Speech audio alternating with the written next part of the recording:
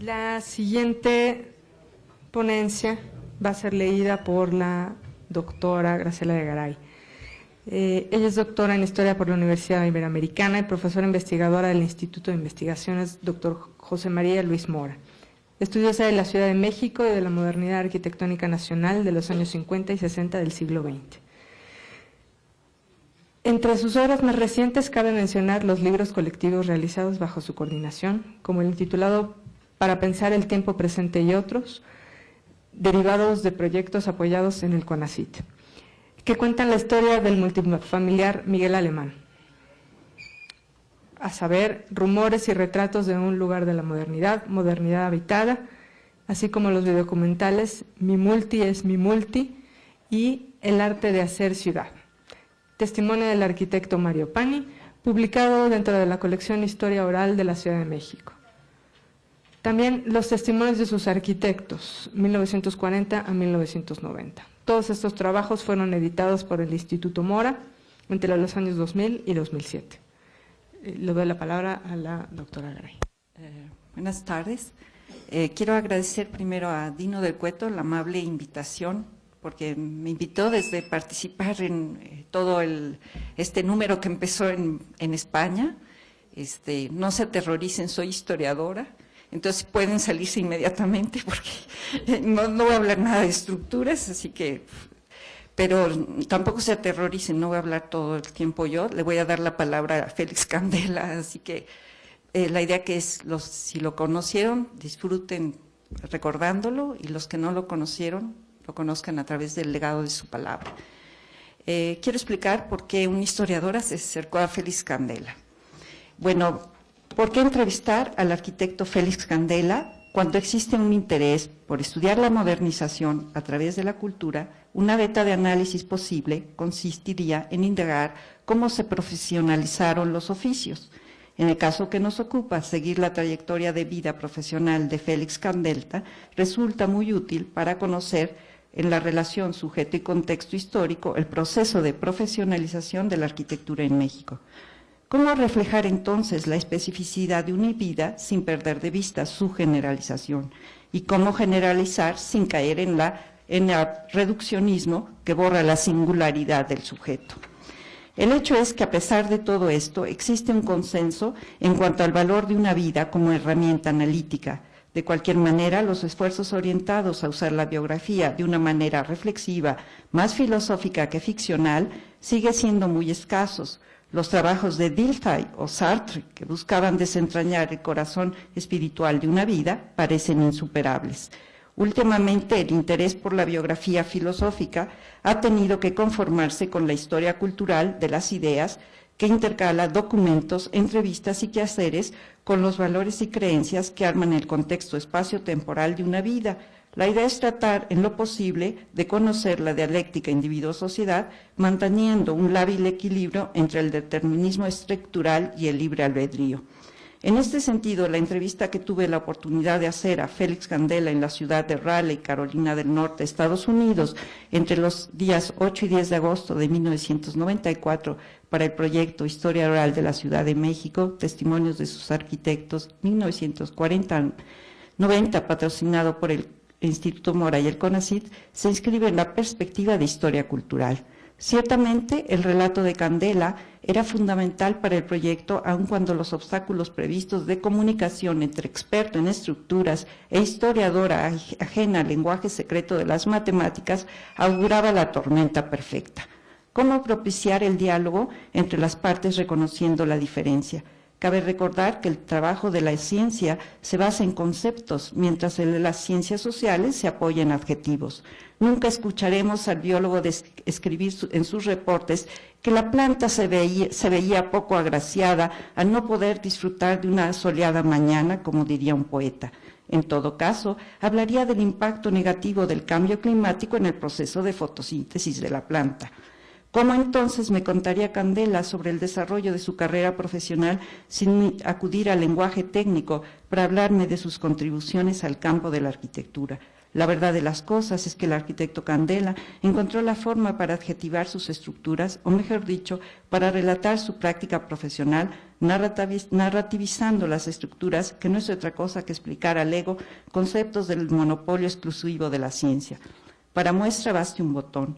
Pensemos, por ejemplo, cuando hablaba del significado de la redundancia, de acuerdo con la teoría de la elasticidad, y me decía, si usted tuviera 4 patas sería redundante. Pero también me hablaba de los aspectos sociales de su quehacer al mencionar, por ejemplo, sus críticas al dogma de la elasticidad que pusieron rojo del coraje a los ingenieros.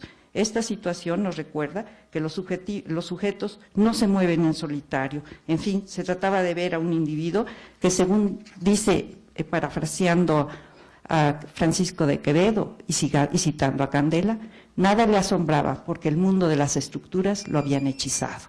Bueno, ahora, como les prometí, ya dejo de hablar y le doy la palabra a Candela. Pues había un mercado en Budapest que habían hecho los alemanes, una firma alemana, y entonces estos se dedicaban a hacer este tipo de estructuras.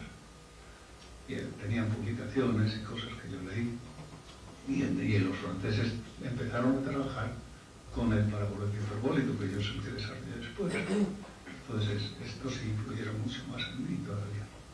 Los otros también, pero los otros influyeron para... Es decir, yo no seguí sus procedimientos, lo de los alemanes, sino que descubrí el procedimiento por otras gentes que leí de otras gentes artículos que me abrieron los ojos en cuanto a la manera de calcular las cosas para mí.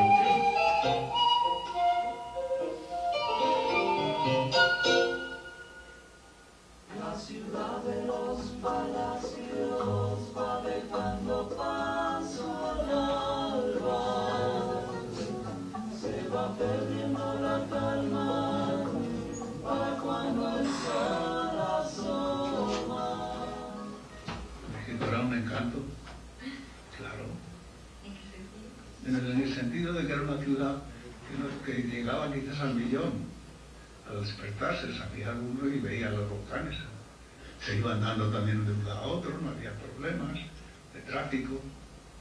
Ya al cabo de 1 año y pico, 2 años, cuando ya volví a México, empecé a trabajar, todavía se estacionaba en batería en 5 de mayo.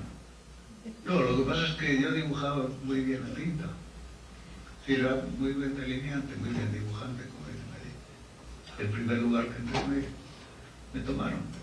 Era una compañía en la que había un arquitecto, Fernando Fernández, y lo único que hacía uno es enseñar un planito, ofrecer que se podía hacer la casa y entonces dirigir la casa por administración o por contrata, es decir, a un precio fijo o a lo que saliera. Entonces esa es la manera de trabajar. Para poder cobrar, tenía que cobrar el tanto por ciento de lo que se pagara cada sábado.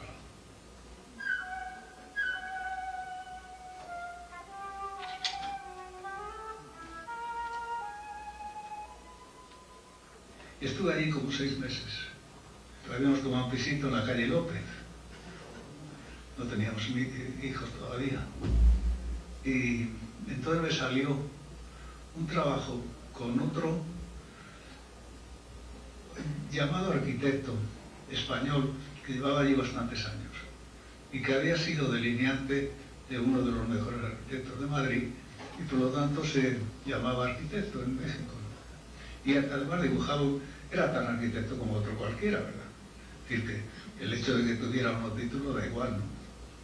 Entonces este hombre estaba haciendo unas obras en Acapulco y necesitaba a alguien que se las llevara. Y me ofreció asociarme con él para hacer las obras en Acapulco. Se llamaba González de Incas, creo que se llamaba. Me asocié con él al 40%. Nos fuimos a Acapulco, mi mujer y yo, y 5 pesos. Nos metió en un hotel que había subiendo a la quebrada, un hotel de esos de patio con habitaciones alrededor, pero de pueblo, ¿no? Nos metieron en ese hotel íbamos a comer a otro hotel que había del mismo tipo, enfrente. Y a los 2 o 3 días nos dejó allí, y al día siguiente la señora del hotel me dice: oiga usted, que el señor Brincas hace 3 meses que no me paga. Me empiezan a llamar por teléfono, el del hierro y el de la grava y la arena. No pagaba nadie. Estaba haciendo como 4 o 5 casas. Total, se me venía el mundo encima, ¿no? Como no tenía nada que perder, pues. Bueno, resultó que a los 2 o 3 días salió al concurso la construcción de 18 bungalows en el Hotel Papagayo. El que figuraba como dueño era don Emilio Azcárraga. Pues es el que nos dio el concurso, porque le dimos un precio muy barato. Me engañó mi socio con los precios de las cosas y yo hice el presupuesto y era baratísimo. El caso que yo llevaba todo, llevaba el dinero, llevaba la cuestión de todo. Tenía las 3 o 4 obras que había cobrado ya todo el presupuesto y no había cubierto aguas todavía. O sea que no había acabado nada del interior, nada. Un desastre espantoso. Bueno, lo que agarré aquello, empecé a hacer los 18 bungalows de 4 habitaciones, o sea que eran 2 pisos con 4 habitaciones. Allí aprendí a construir como se construía en México, ¿no? Y cómo se construía en general, porque yo no había hecho nada en mi vida. Entonces aprendí así por las buenas, ¿no? Entonces aprendí el oficio allí, de arquitecto, de constructor.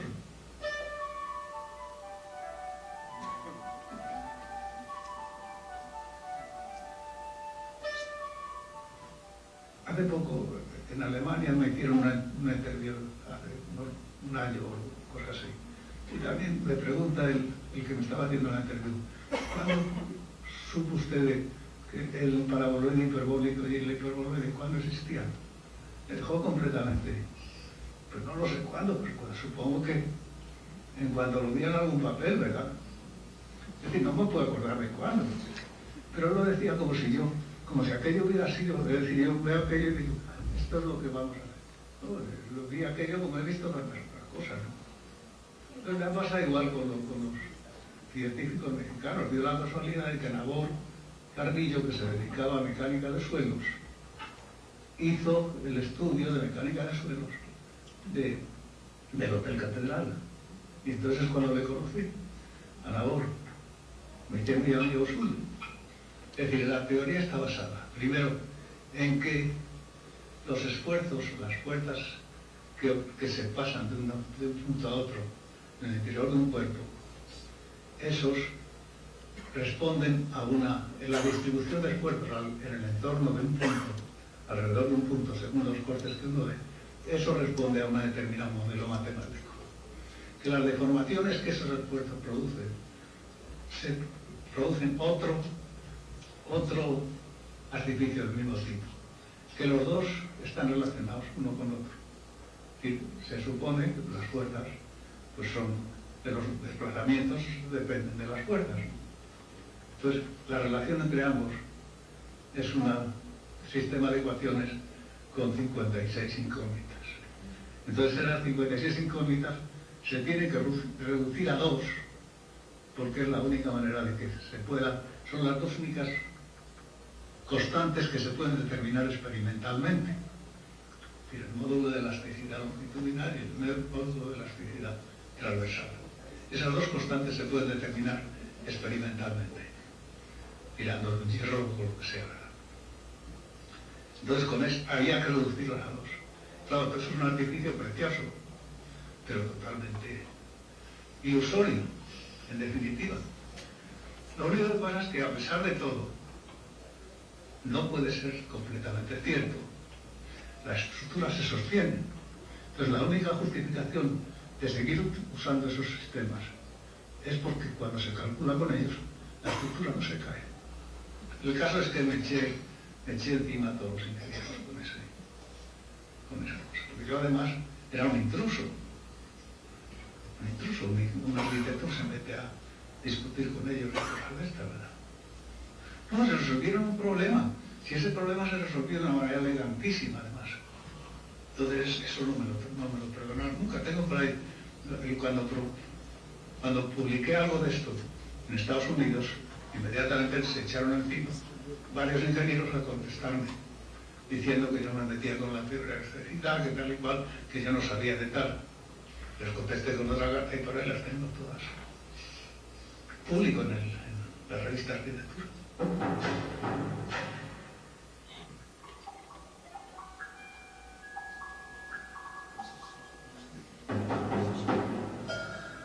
Empezamos a hacer cosas con cubiertas algo, que ya empezamos con Fernando Fernández, su hermano Raúl Fernández, que también era arquitecto, y otro arquitecto amigo suyo, de Artucha, mi hermano y yo hicimos cubiertas algo. Entonces ellos empezaron a traer obras, porque tenían más conexiones y más amistades, nosotros no conocíamos a nadie. Entonces, una de las cosas que hicimos fue, primero al padre de los Fernández, una primera obrita, un conoide allí, que luego no siguió el que nos costó el dinero a sus hijos y a mí, ¿no? Y después de eso, empezamos ya a hacer bóvedas cilíndricas también con los Fernández. Hicimos las casas de novedades. La primera que hicimos tenía una bóveda, los muros no llegaban al techo, era un disparate, ¿no? Pero nos divertimos y ensayamos.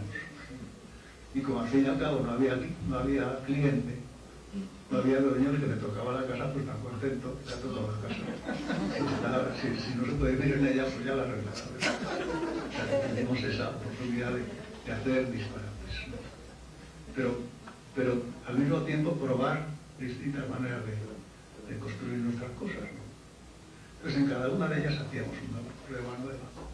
En la tercera que hicimos había un voladizo de 6 metros por 6 metros, con 50 centímetros de peralta así, y con un espesor mínimo.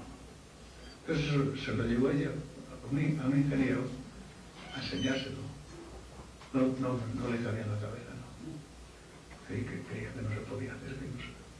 Entonces lo que le hicimos es ahora también para probar.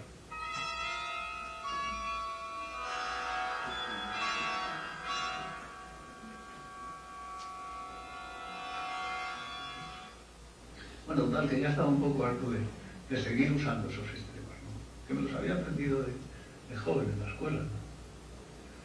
El caso es que yo me hice todos los cálculos de aquello por los métodos elásticos. Y es un dato espantoso, ¿verdad? Que me lo podía haber ahorrado si hubiera hecho la cosa con sentido común. Eso me valió de mucho, porque todos los sistemas para el cálculo de cascarones estaban basados también en la misma historia y en una cantidad de matemáticas tremendas, pero de alta matemática, de serie de Fourier y lo que usted quiera, ¿verdad? Entonces, claro, eso me impidió a mí, esas publicaciones alemanas que usaban tanta matemática, me impidió a mí empezar a construir ese tipo de estructuras. Hasta que me encontré con el señor Johansen, que me dijo cómo podía hacerlas sin meterme tantos líos, ¿verdad?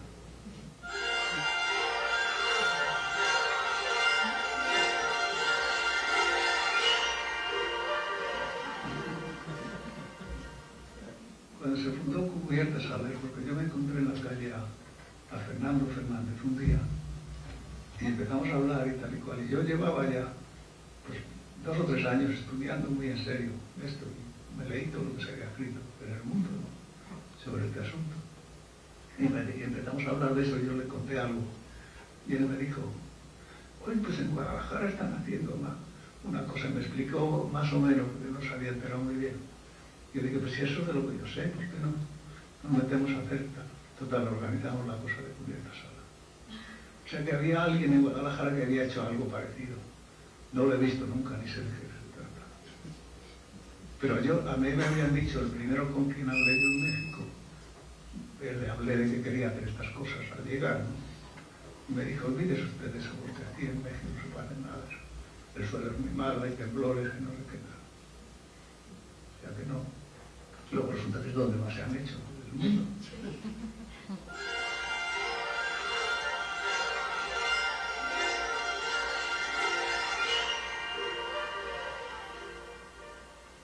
No, yo todo he vendido los papeles, leyendo.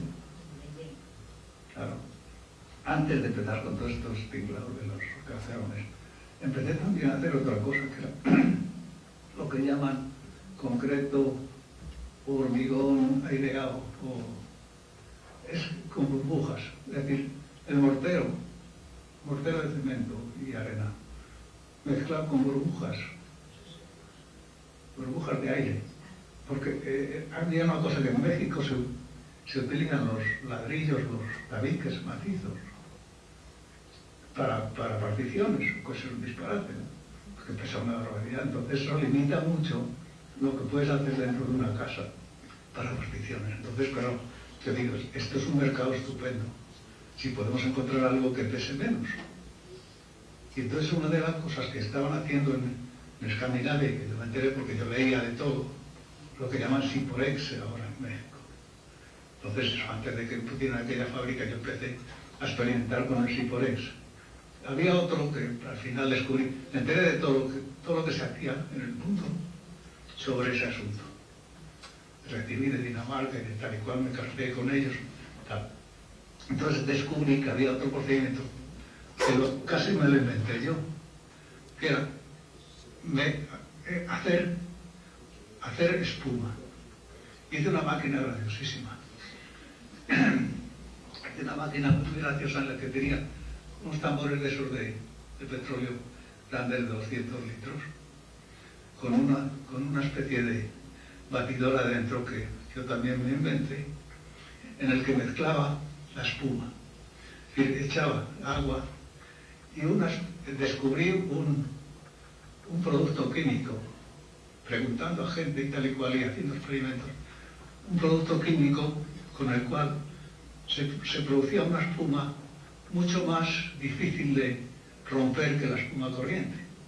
Y la espuma esta corriente que se hace soplando pues se rompe. Esto no, esto tenía una cascarilla más dura y aguantaba que se mezclara la espuma con el mortero de cemento. Entonces en otro bote más pequeño mezclaba también y todo eso con correas, esas máquinas absurdas, ¿no? Total, hice la máquina, que ya tengo unas fotos en algún lado, en las que estoy allí trabajando con eso y haciendo los ladrillos. Estupendo, porque era una cosa muy ligera y no tenía el problema de que suba baja. Es decir, ya iban las burbujas ya iban hechas. No había que esperar a que se las hiciera la reacción entre el aluminio y la cal, es lo que es en definitiva. Y eso está muy bien, nada más que incluso lo usé en uno de los muros divisorios del Hotel Catedral, unos cuantos que hicimos, los pusimos en el brote, pero al cabo de unos semanas o meses o días casi, empezó a aparecer una grieta a tu alrededor. Es decir, aquello tenía lo que llaman contracción de fraguado, es decir, que al fraguar se encoge. Y la única manera de hacerlo, y así lo hacían en Dinamarca, es hacerlo en autoclave. Es decir, curarlo en autoclave, provocar la estabilidad del asunto en un autoclave. Tendría que ser autoclaves enormes, teníamos ya que haber montado una fábrica, todo tal, y no teníamos ni dinero ni posibilidad de obtenerlo, ¿no? Yo estaba ya metido en esas cosas. Y con eso conocí una barbaridad de todo lo que se refiere a cementos y fraguados de cemento y mezclas, metal y la proporción de agua, todas esas historias las sé de memoria. Para mí sirvió porque luego después me permitió desarrollar otras cosas por mi cuenta. Lo que pasa es que luego lo publiqué en algún sitio, o lo mandé a algún lado, y resulta que lo publicaron aquí en Estados Unidos, en 2 o 3 sitios, aquí mismo, en la Escuela de Diseño, publicaron ese artículo hacia una nueva filosofía, traducido al inglés. Y después de ahí lo sacaron y lo publicaron en Japón, y lo publicaron en Alemania, y lo publican en todos lados, ¿verdad? Cuando lo que digo, pues no es nada, ¿verdad? En definitiva. Es decir, es una crítica, nada más, pero tampoco de soluciones nuevas. La atención la llamó porque yo empecé a mandar cosas de estas a Estados Unidos. Como en México nadie me hacía caso, pues yo lo mandé fuera. Entonces cuando ya venía de fuera, entonces ya empezaron a tenerme en cuenta, ¿no? En México. Pues lo hice deliberadamente. Claro, sí, porque la gente se hace famosa. Porque si hay gente que es famosa, pues yo también.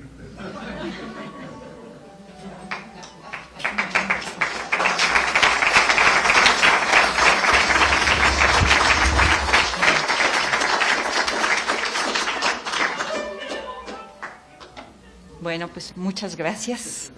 Espero que hayan recordado bien a Candela. Gracias a la doctora de Garay. Si hay preguntas, por favor. Yo quería preguntarte, Graciela, sobre cómo contactaste a Candela en su momento y cómo fue que organizaste irte a Raleigh y todo eso, que nos cuentes un poco el contexto. Sí, estaba yo haciendo este proyecto de los arquitectos y entre los entrevistados conocí a Juan José Díaz Infante, que estaba en mucho contacto con Félix Candela. Y entonces me dijo que si yo quería entrevistar a Candela, y dije, pues por supuesto, pero ¿cómo voy a encontrarlo, no? Y él le habló personalmente a Raleigh, a Candela, que estaba en Raleigh, y me aceptó, ¿no? Con la advertencia de que yo le mandé una carta, además diciendo, bueno, en ese tiempo era la época del fax, entonces le mandé un fax diciendo que yo no sabía de estructuras, que si no le importaba eso. Y dijo que estaba bien, y luego el CONACYT me había dado el financiamiento cuando presenté el proyecto, y con apoyo de CONACYT viajé a Estados Unidos. Quiero decir que las entrevistas que realicé para los 17 arquitectos se solicitó, entraron a un concurso en la Fonoteca Nacional para su digitalización y para que estén disponibles a la escucha del público, ¿no? Entonces eso fue un producto del proyecto, ¿no? Las van a digitalizar para, bueno, me dieron el premio, entramos en una convocatoria y dijeron que sí, y ahorita estamos esperando todo ese trámite, ¿no? Pero el hecho es que existe la idea que ingrese esto a la Fonoteca Nacional.